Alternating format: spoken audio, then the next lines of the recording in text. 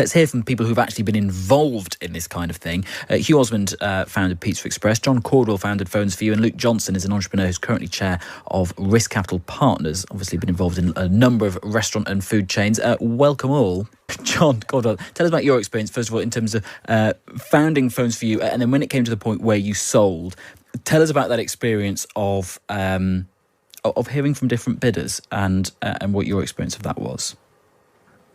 Yeah, well, I think first of all, I think you mentioned about acquisitions, and the whole world is full of chief executives who think that 2 + 2 is going to equal 5, and they find out much to their demise that 2 + 2 often equals 3.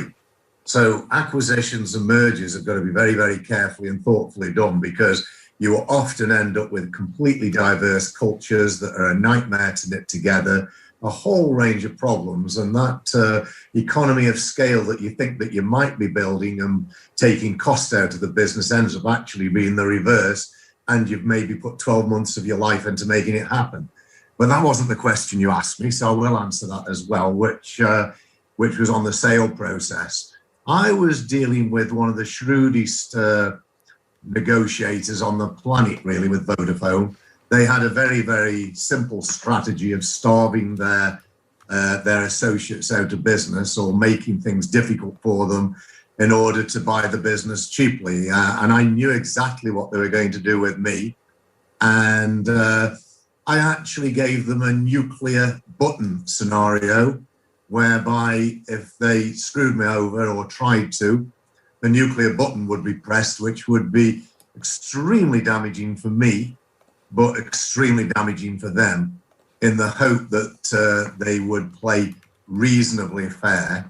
And that ultimately is what happened. And Vodafone actually got a real bargain when they bought Single Point, because they bought such a great business that they relocated a lot of their services into my business in Stoke-on-Trent. So that sort of worked out well for both parties. But it's a battle. It's a battlefield out there.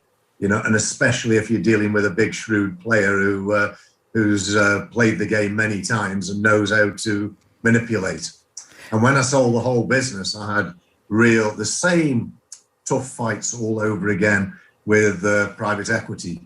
Ended up selling in 2 parts. One was to Provident Private Equity, and the other one was the distribution business, which was Doughty, and that went badly for them, unfortunately. But whereas Providence consulted me on the way to knit the business in and make it work and motivate the management team, Doughty has decided not to, and I think that was part of their demise. I'll end with you. We were hearing from Ashley Armstrong from the Times a minute ago. I gave her a fantasy £1 billion to buy something in this autumn acquisition spree, which may be upon us. I'm giving you a fancy. Well, you've got your own billion, but I'm giving you a fancy one as well. What's taking your fancy? Well, I mean, firstly, I'm always been an organic grower. I don't like buying other businesses. It would have to be something very, very special for me to want to buy from scratch. From an existing. So, but if it were, it would have to be something that was globalized. So it would have to be internet based. It would have to be in its infancy, but proven.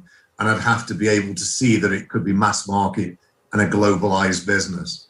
Other than that, I would never invest in another business on a significant scale. Of course, I'm an investor in a small way, as small shareholdings of 1%, 2%, or 3%. But they have to be capable of being globalized so that the upside is enormous. Even if risk is quite big as well, the upside makes it really worth going for. Good to talk to you all this morning. Thank you so much for making time for us.